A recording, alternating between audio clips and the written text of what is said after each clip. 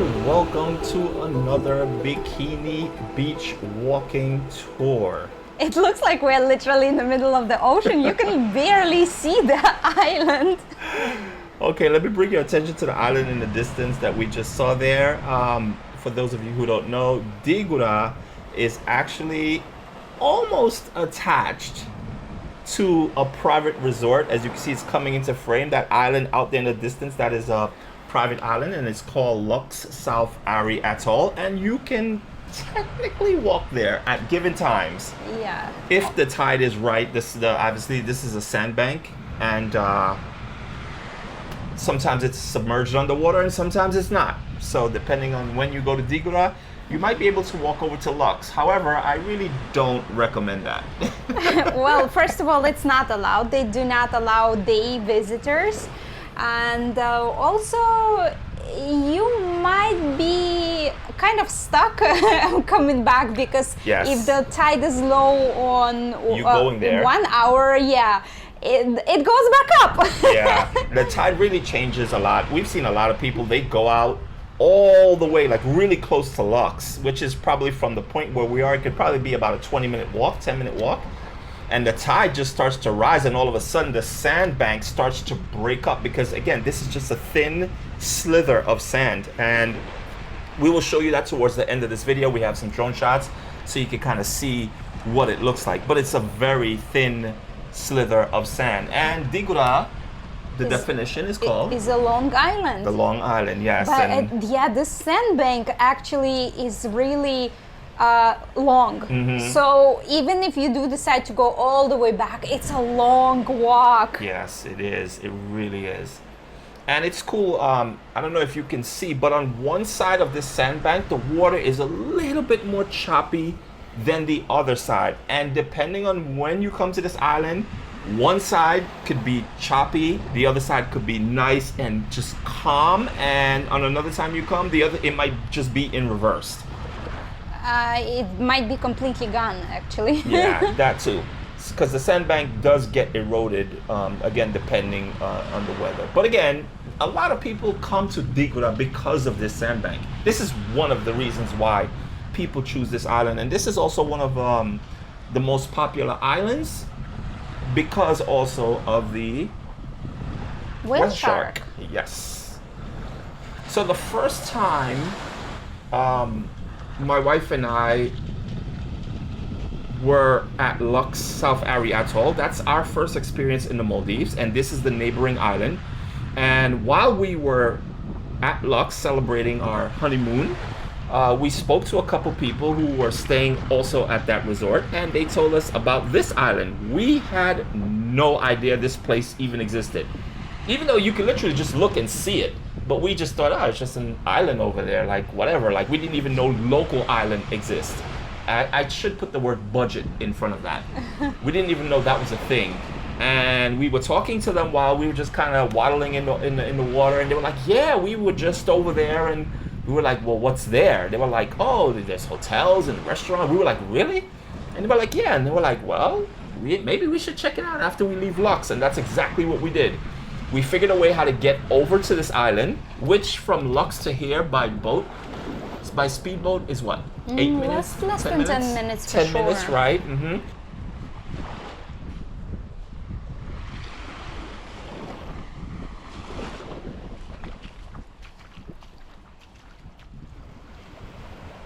So as you can see on the screen, we have a QR code for our free top 5 local comparison islands. I completely butchered that. Yes, it's a Google sheet basically, and it's free. So if you are watching this, of course, on your television or on an iPad, you could always scan that QR code, and it's a free Google sheet, so you could compare 5 of the top Maldivian islands.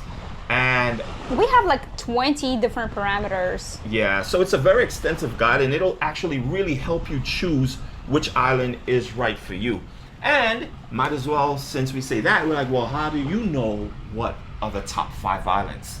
Well, my husband and I island hopped in the Maldives for 6 months, visiting over 30 local islands and private island resorts, and no 2 islands are the same.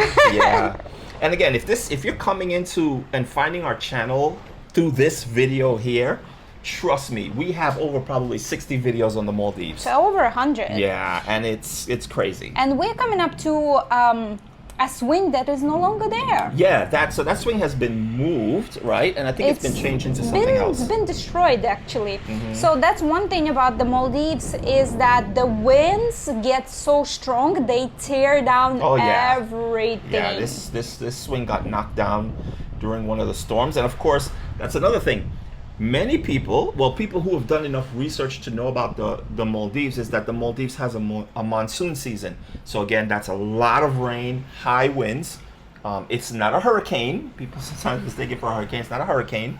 But some people, what happens is in the Maldives, many resorts during the monsoon season, they drop their prices as much as 50%, 60%? Yeah, depends on the resort, of course. Right. So most of the resorts, they do cut their prices significantly.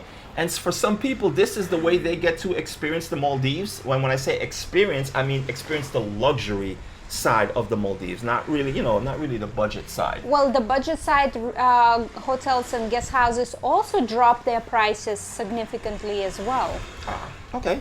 Well, again, so... Because even on Dhigurah, some hotels get up to $300 per night.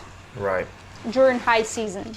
So to cut the budget, a lot of people do travel throughout the monsoon season. And you might think, why would anyone want to go to a vacation to such a beautiful place and it's monsoon season where it's going to be raining?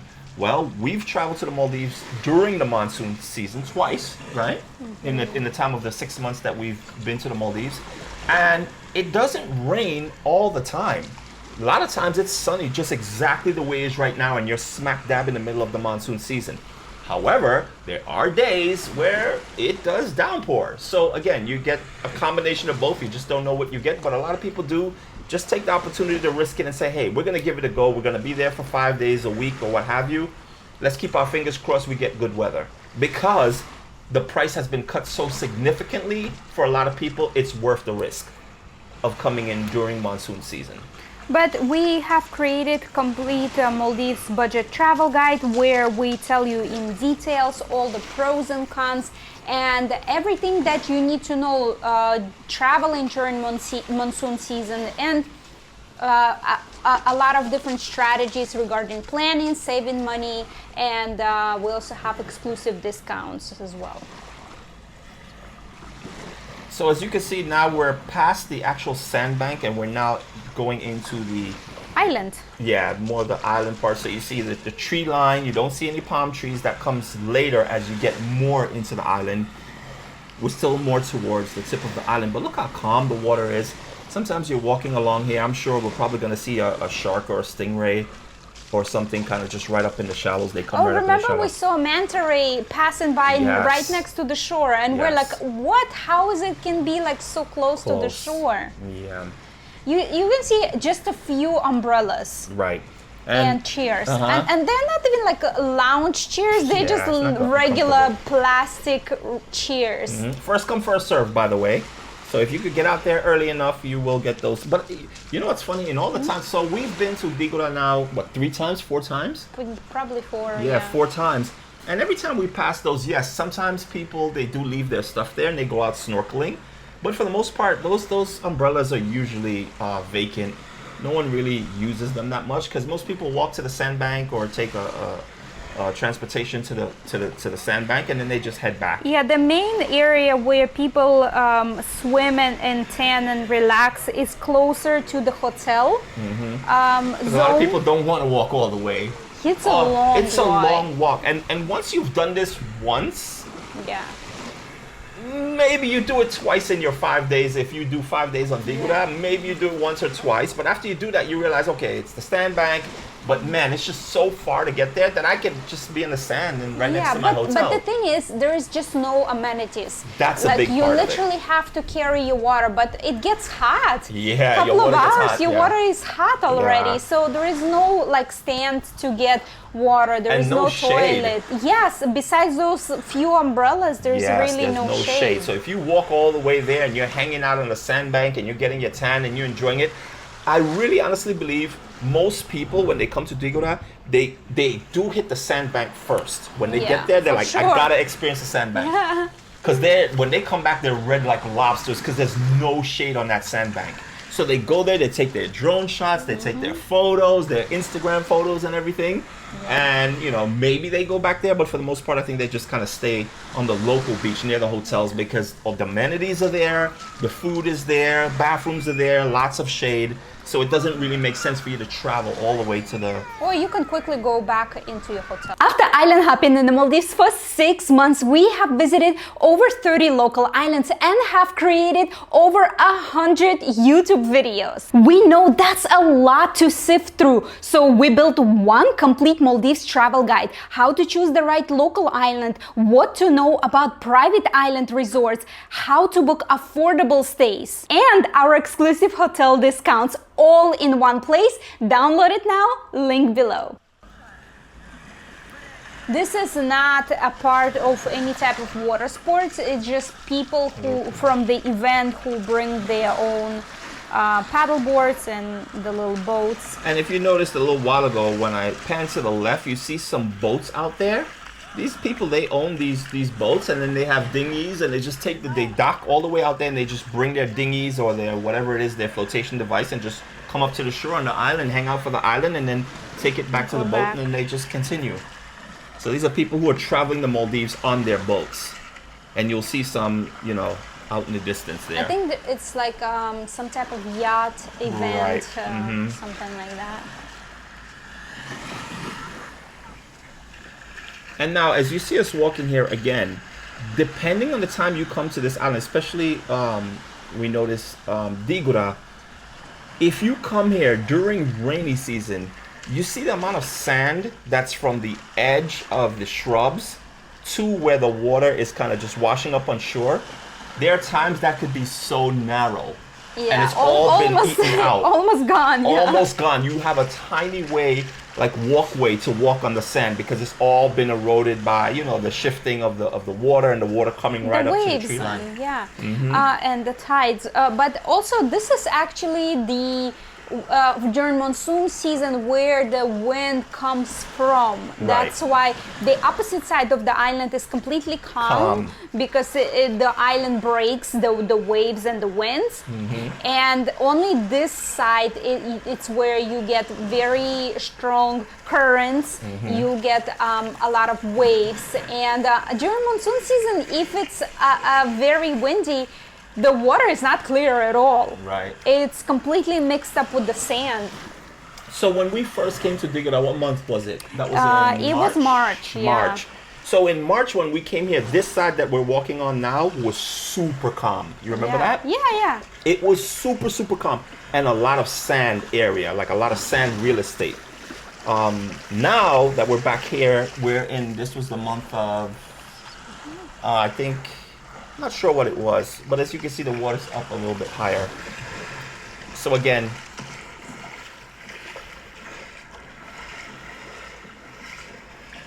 but the water's so clear. So let's talk about, we mentioned that Dhigurah, most people come to Dhigurah, number one, because of the sandbank. Number two, because of the tropical forest. Yeah.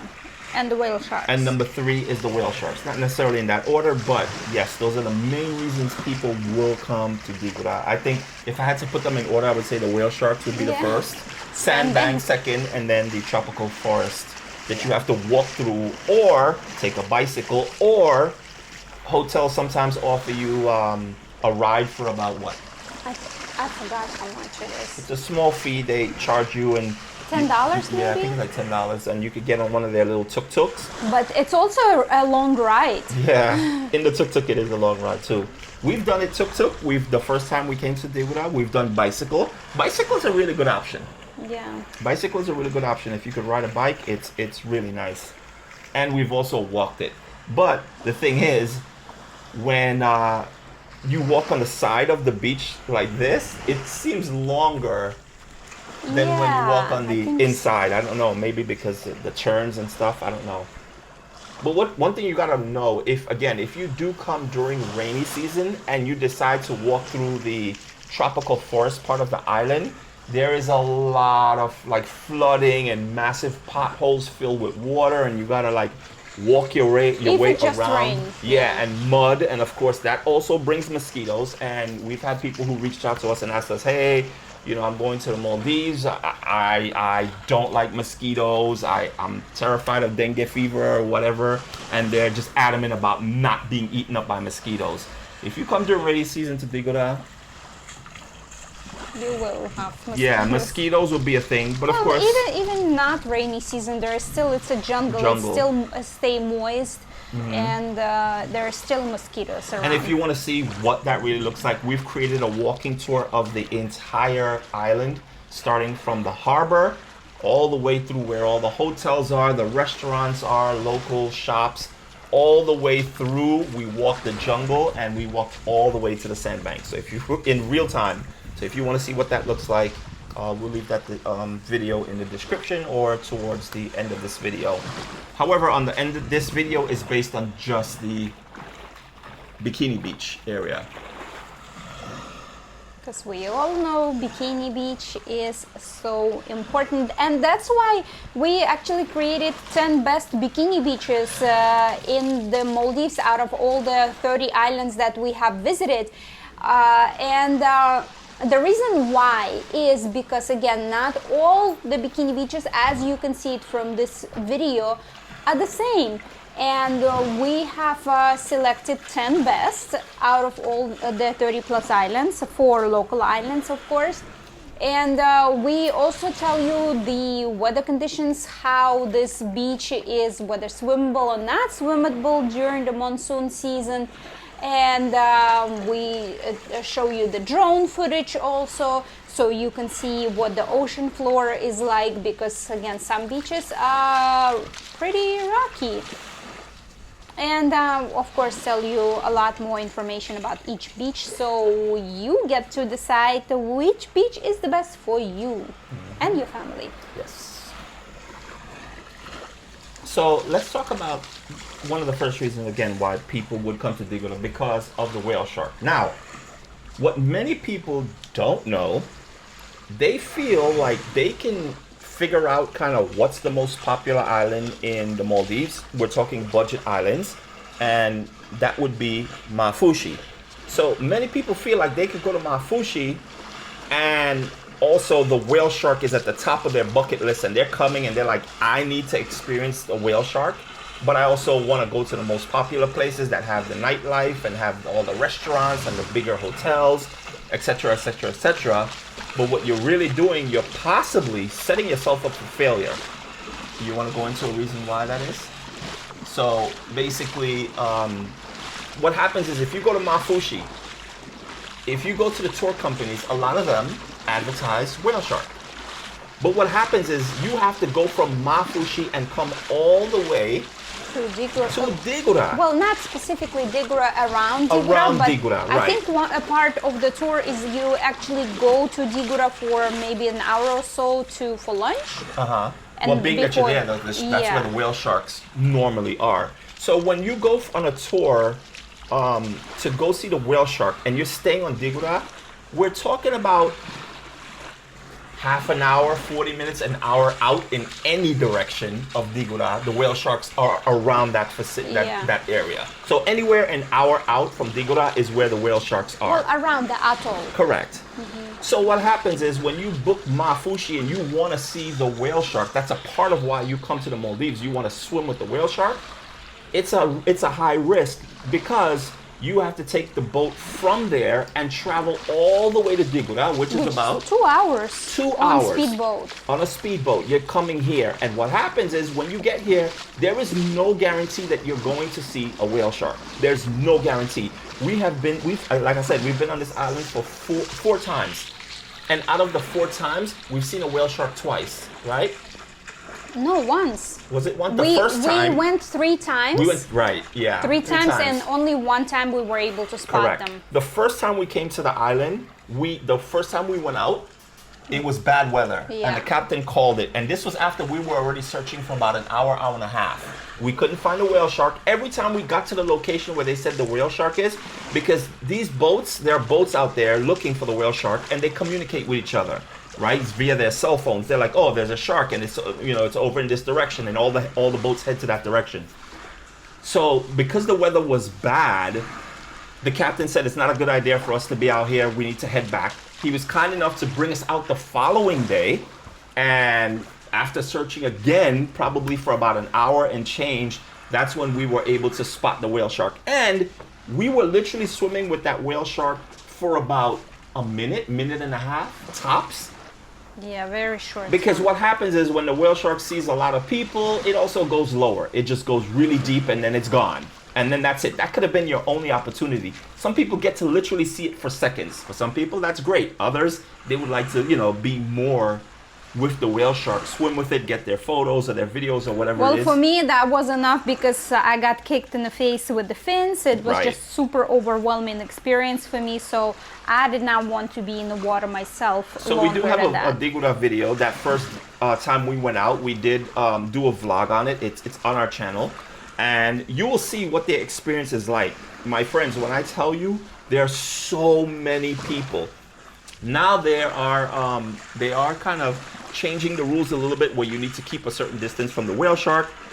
You can't swim in front of them. People will try to jump in front of them. You can't do that anymore. So there are regulations now that has been passed to stay within certain distance of the whale shark, which is really good. You got to give them their space. So that's a thing. So again, back to the point, if you are on Mafushi and you want to come out to Dhigurah, it's a 2-hour boat ride, and then you're not guaranteed to see it. Maybe you'll hang out for 2 hours, 3 hours of searching for it. Right, you're searching for it. You don't know if you find it, then you got to go back. So again, it's a wasted day, wasted opportunity. And again, for some people, they really want to see it, and they'll try to maybe come back out again, but you realize you're just so Imagine far. Spending your entire day searching for the whale just shark. on the boat, going back and forth. And it's disappointing when you don't see it, right? We understand that it's in the wild, right? It's nature, and there's no guarantees. But the Maldivians really do try their hardest for you to see it. They will be out there looking. But if it's just not there, there's nothing that they can do about it. And you guys just have to understand that that's a part of it. So we do highly recommend, if the whale shark is at the top of your bucket list, choose an island like Dhigurah.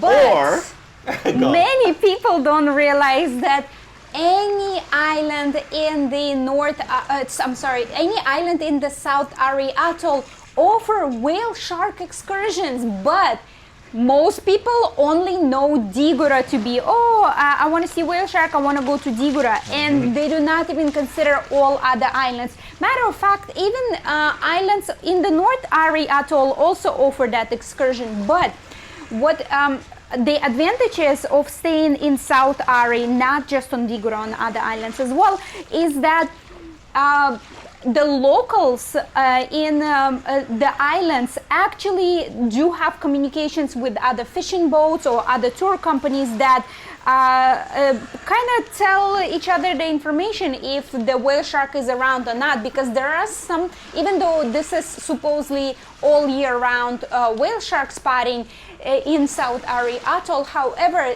if the weather is too rough, there are sometimes several weeks when people do not spot any whale sharks.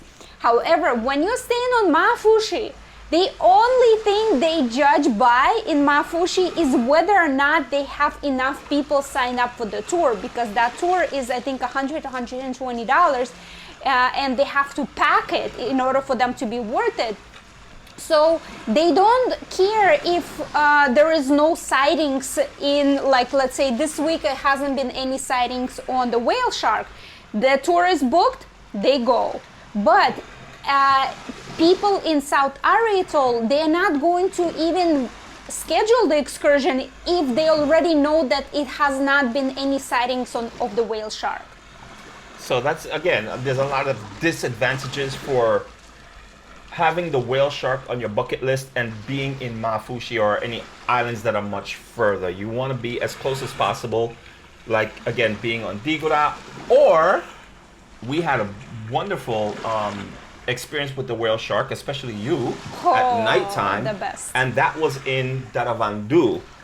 And we have a video on that. And my wife jumped into the ocean at 1 o'clock in the morning. Believe it or not, we have the footage. But it was one of the most incredible experience. She was live. She was actually streaming live on TikTok as she was also doing it from one of the liveaboard boats. Did you wake up from a live stream? Yes, I was watching it. I was in the hotel. I didn't go. I was like, it's 12 o'clock. I'm not going out there. My wife was like, I'm out. I'm gone. And she went out there, and it was an amazing experience. And I wish I actually had gone to experience that. But nonetheless, we're going to do it again anyway. We're going to have to come back. Yeah, that's all. That's all. So yes, so that covers the whale shark situation. Again, you know, if you're on this island, we've spoken to people on this island, tour companies, where they're like, people come and they go out 3-4 times to go see the whale shark sometimes. Or remember, the manager of Lux told us a story about a couple that was staying in the most expensive Lux villa, and they went out for the whale shark every single day. And only on the last day, it was 7 times they went out. Right, and I think they actually extended their stay a couple of days to see if they could. So they really wanted to see the whale shark, and they extended their day at Lux, and that's a private resort. And towards the very end, they were able to see it. So good for them. But again, it doesn't always work out that way. So you just want to be someplace that's really close, that you could just get out there. Once they have the spotting, they get out there, you go, you're within half an hour to an hour, and you can experience the whale shark. So as you can see now, there are more palm trees kind of coming into view as we're now approaching kind of like the thicker end of the island.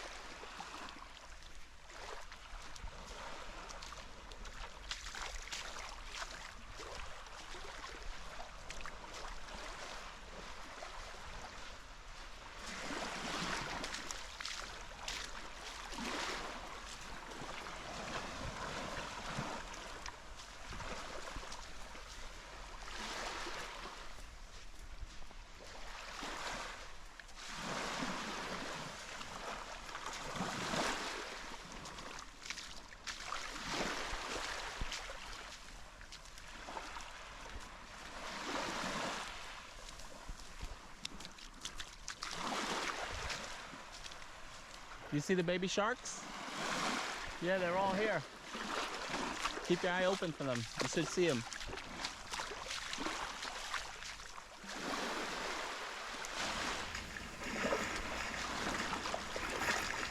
But Dhigurah really is a beautiful island. And when we first came to the Maldives and experienced Dhigurah and just how budget friendly the island was and how it's changed every year we come back, it's different. Hotels spring up left and right. Guest houses, homestays. It's just crazy how it changes from year to year. But what doesn't change is that the council keeps Dhigurah construction to not to minimum, to a specific height. Right. So the hotels cannot be over the height of the palm trees, and the chain hotels like Kani and Arena kept wanting to build on the island, but because the construction is not allowed to be too high, and they are known for building their tall, towering hotels, they are actually not allowed to build that. So that's why they haven't expanded to Dhigurah.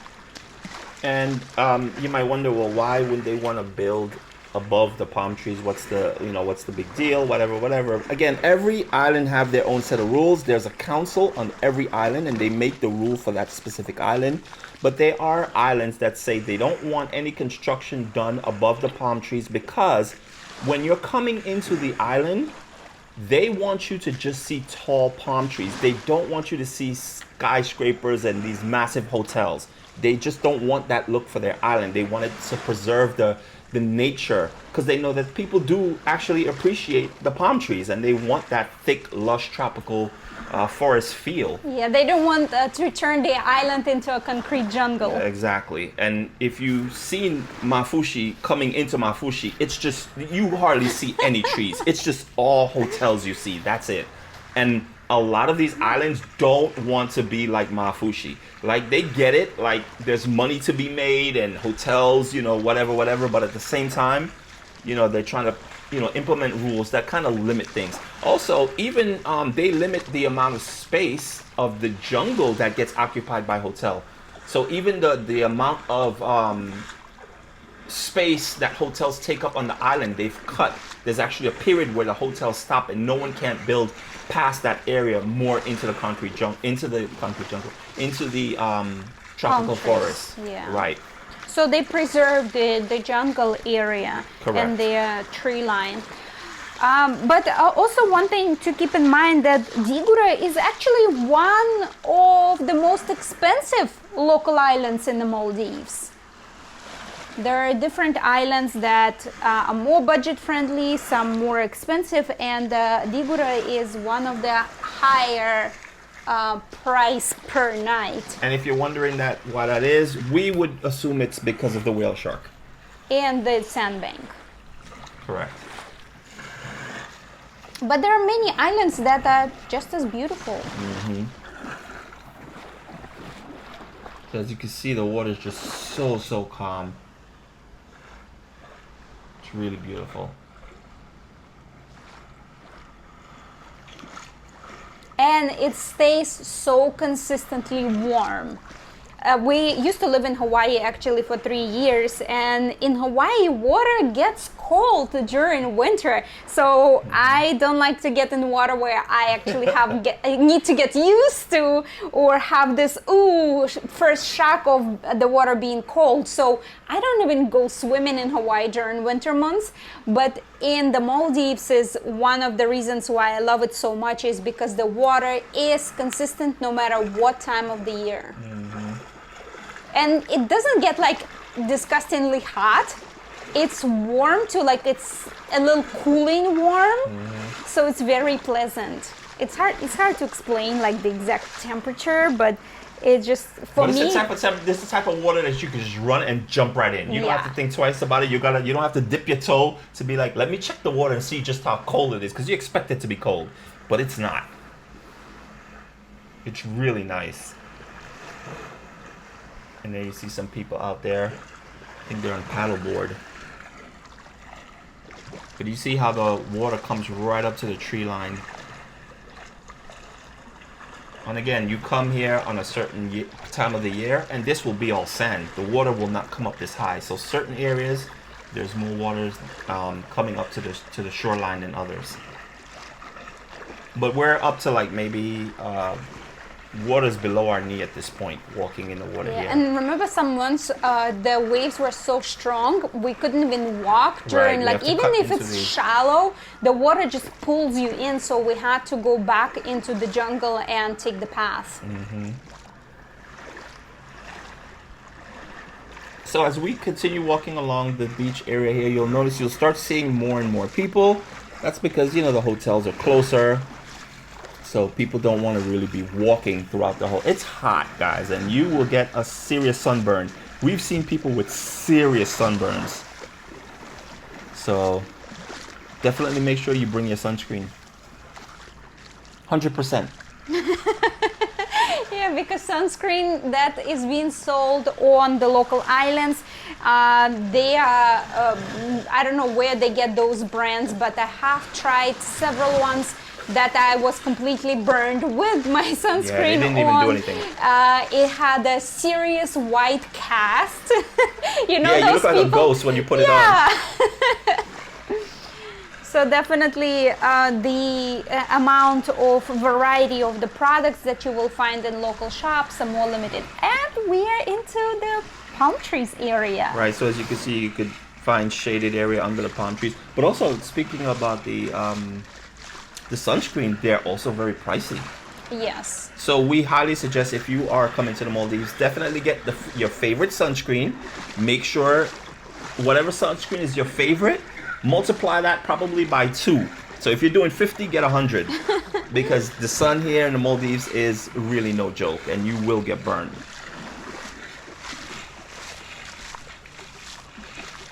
So you can see many palm trees now throughout the shore of this beach area here. It's very relaxing to walk, and it's also beautiful during sunset because this is the sunset side actually. Correct.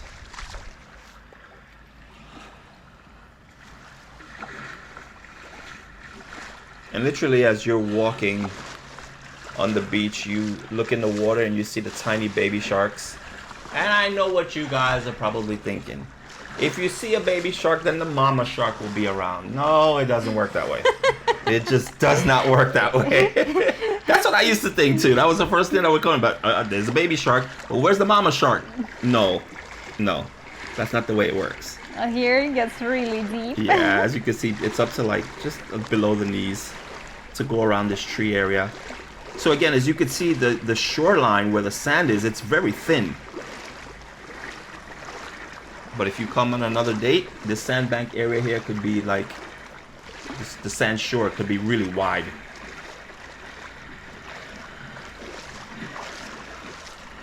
But as you can see, it is possible to walk the entire length of the island through the beach side.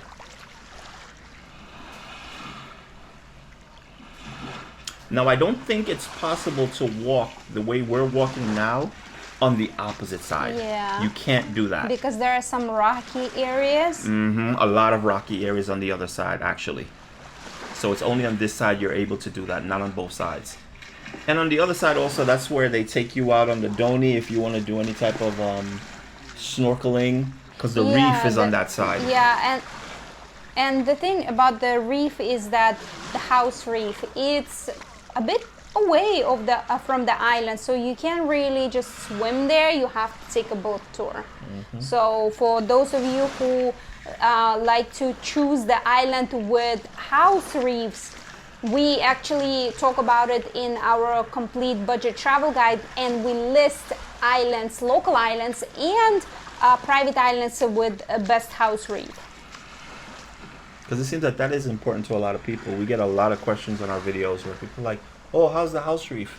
People wondering about, bleached coral and stuff like that. How's the coral life?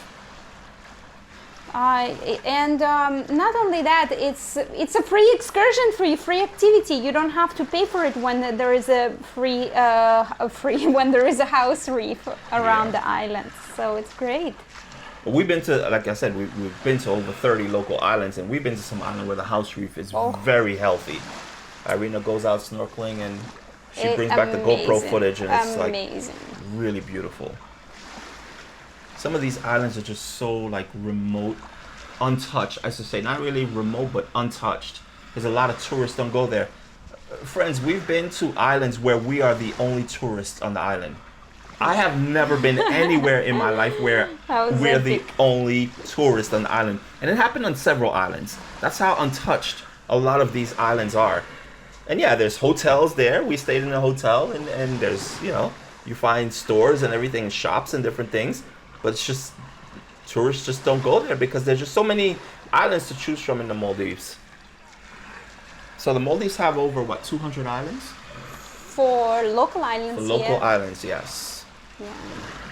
But also not all the local islands have tourist facilities. There are islands that there are absolutely no hotels for tourists. And of course there are some islands that are just bringing tourism and beginning to open. We've been on islands when there is literally just one hotel, I would say homestay on the island with just 4 rooms. That's it. Yeah.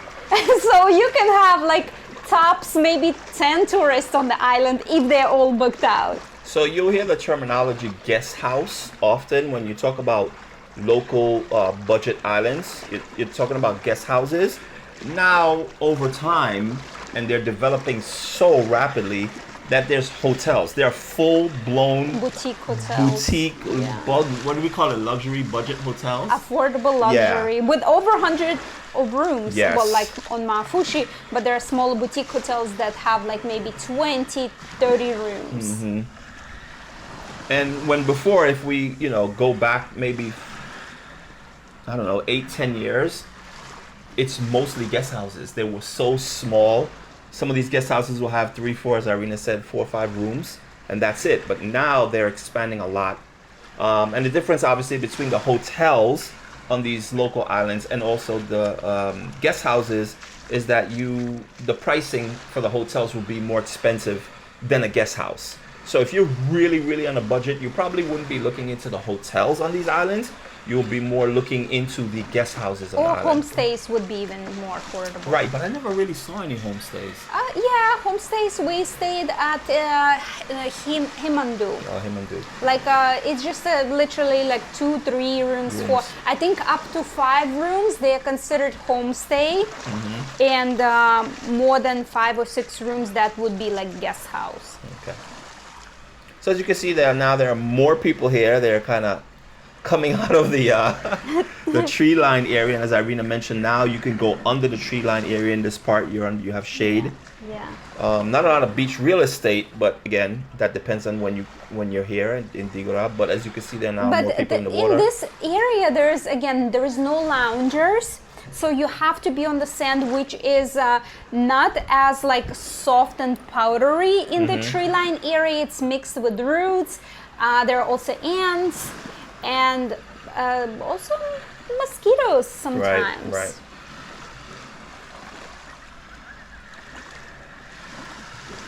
So that's why this beach actually reminds me of Thinadu Beach. It's also very similar, pretty narrow sand line, trees and palm trees. But in Thinadu, you have all, like the entire beach is lined with proper loungers. Right. Because Plumeria is the one that really kind of takes care of the island. They occupy about 30-40% of the island with their hotels, Plumeria, and they have all different types of hotels under their name, and they just take care of the island. They plant flowers on the island, and they're the ones that take care of the beach area.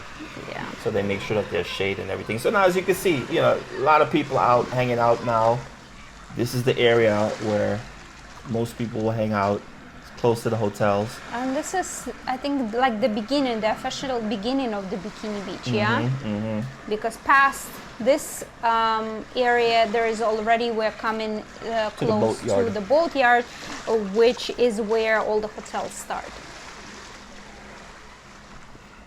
So if you enjoyed this video, don't forget to click like. If you want to see what other bikini beaches look like in the Maldives, make sure you subscribe to our channel and look for other videos for full island walking tours, bikini beach walking tours, and the playlist would be towards the end of this video. And also don't forget to visit MaldivesOnABudget.net, where you're going to find all of our travel guides. We have the bikini 10 best bikini beaches. Travel guide.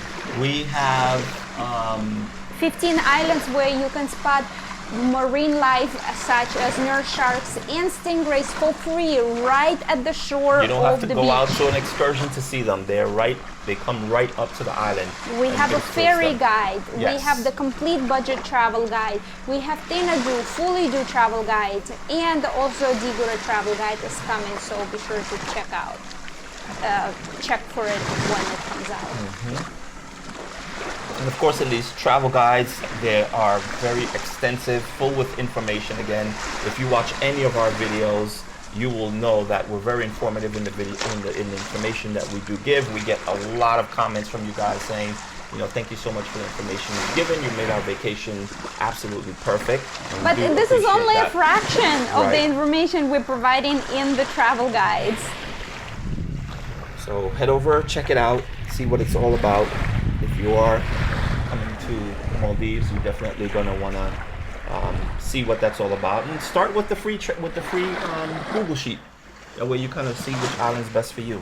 So here's the boatyard, and now we're going to take you up in the air and we're gonna see what it looks like from the drone.